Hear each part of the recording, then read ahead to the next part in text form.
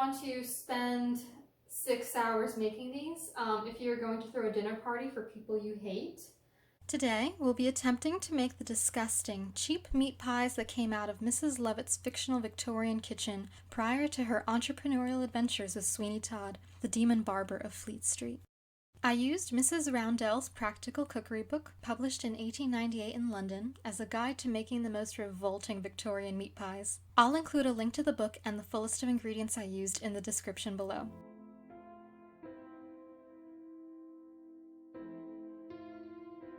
Many of the Victorian recipes I saw called for stuffing the pie with pigeons, oysters, ox tongue. Surprisingly, my local butcher was sold out of ox tongue and oxtail, so I settled for pork neck bones because they were very cheap.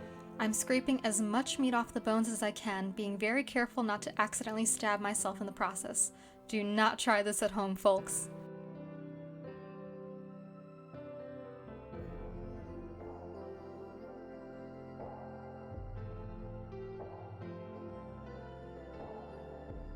Now that we have a bunch of greasy bones, we can start making the gravy. Mrs. Roundell's cookbook advises to make from scraps of meat or giblets a pint of gravy, flavoring it with a slice of ham or bacon, an onion, herbs, and mushroom ketchup. I'm adding some bacon grease, giblets, half a diced onion, a diced carrot, chopped parsley, and chicken stock. I gave it all a stir and seasoned it simply with salt and pepper. The mixture still looked insufficient, so I added some water. Bring it to a boil and let it simmer for at least an hour, and when it's done, scoop out the bones. Yum!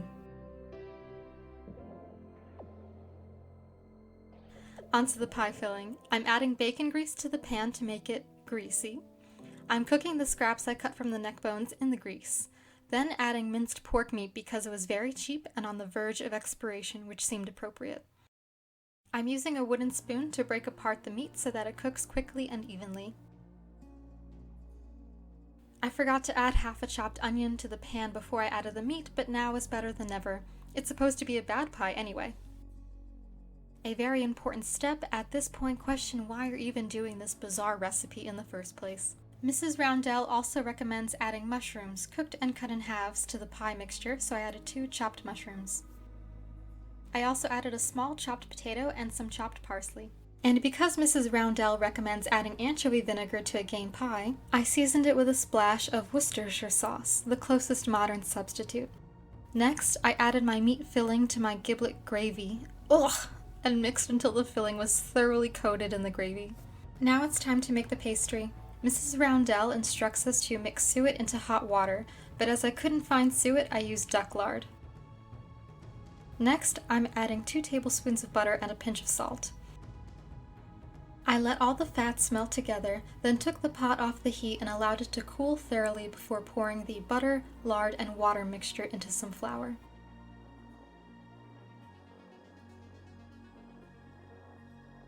Mix to form the dough, adding some water if necessary.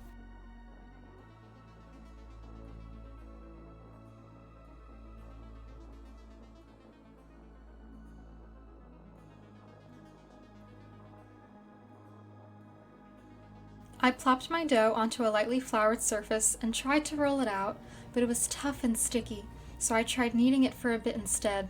I think I didn't let the fatty liquids cool enough before adding them to the flour, so I put the dough in the fridge to chill before I could manipulate it further.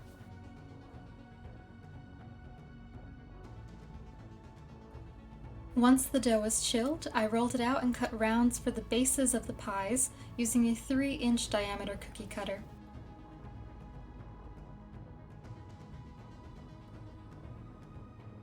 Then I'm rolling out a strip of dough for the sides of the pies. I could have made these pies bigger, but I'm barely going to be able to withstand a bite of these, so it doesn't really matter how big they end up being. I'm dabbing my fingers in water and using the water as a glue to attach the sides of the pie crusts to the bottoms. These pies are far from pretty.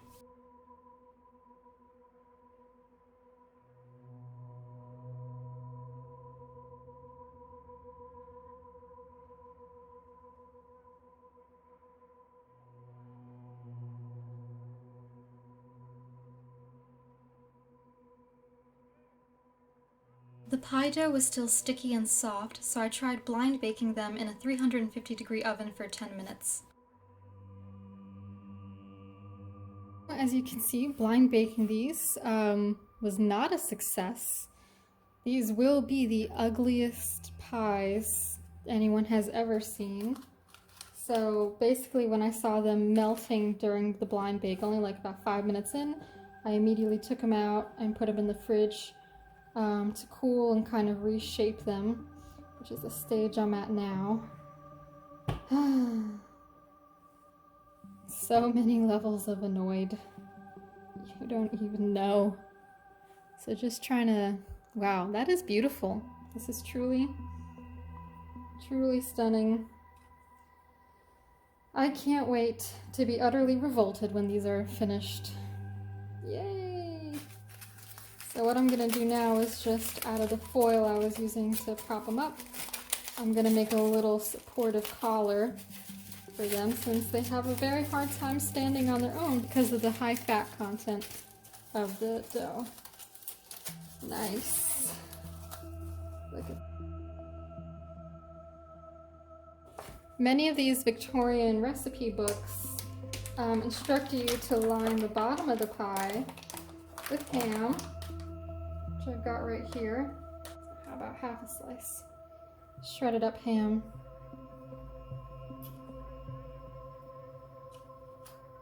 Per pie.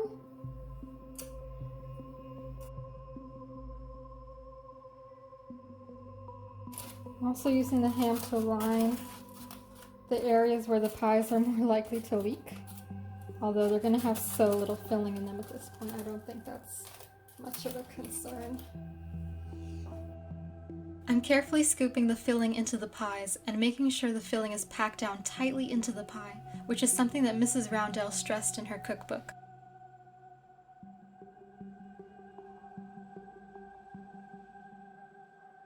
Finally, it's time to add the tops to the pies, again using water on my fingertips to stick the pastry together.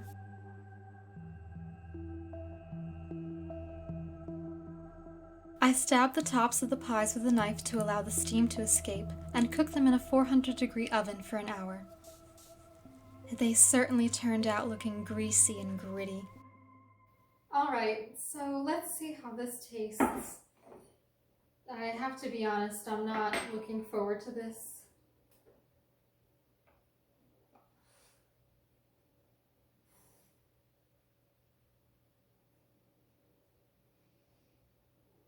That is just revolting.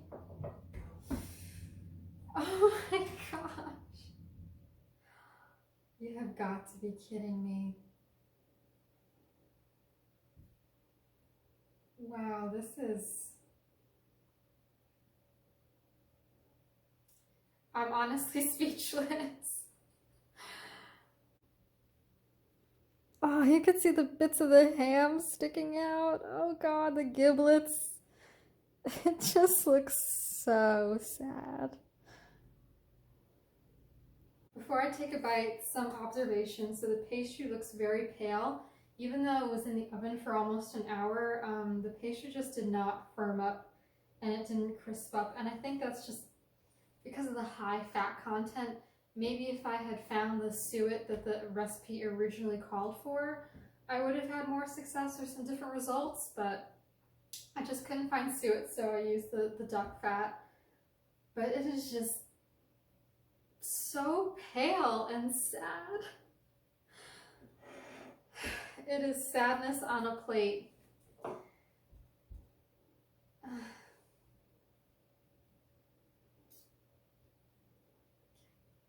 I'm getting a bite with a little bit of the minced pork, the ham, giblet, and the pastry. A little bit of carrot too, why not?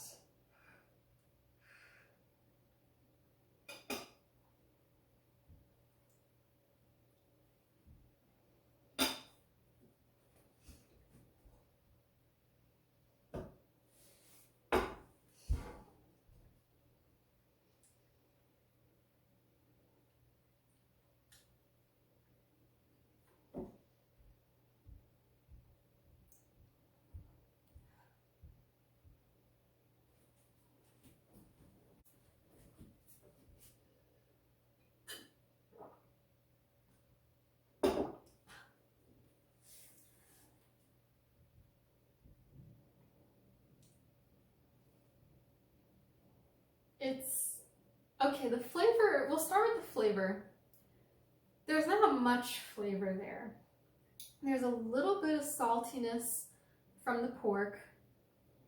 And like, mostly the problem is texture, because I bit into a piece of liver and liver has like a grainy texture to it.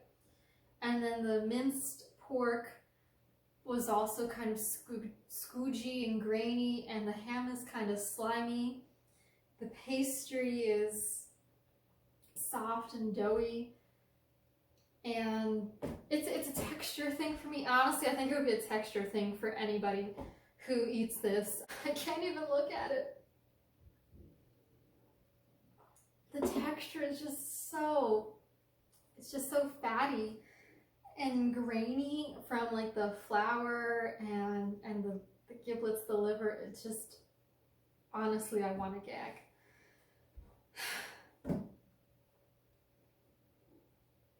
I've created a monster.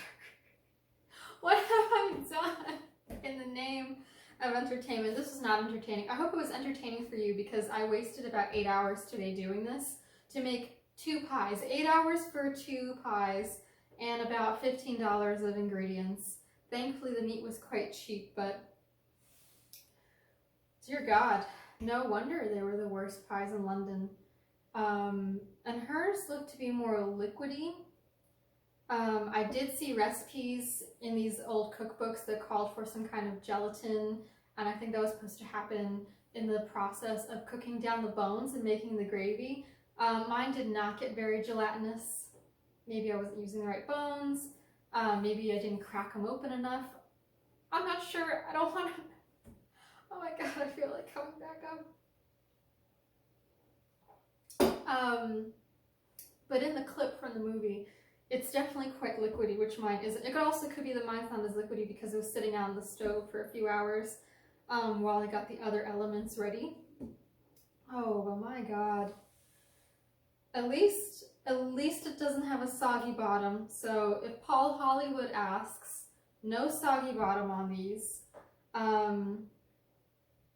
I think with some more skill and the suet, you actually could make a hard, crisp pastry that's perfectly sealed that you can take with you and eat on the go.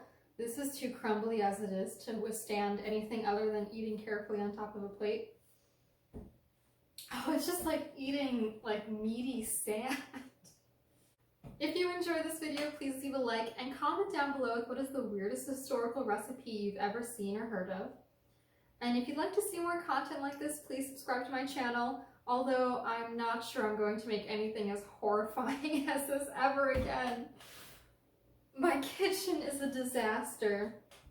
My apartment smells like just fat and meat, and I feel like I'm gonna throw up if I keep looking at it. Okay, I'm just gonna try one more bite to see if it can redeem itself. With like, I'm peeling the ham off this pastry crust because there's so much fat in this recipe and a little bit of meat.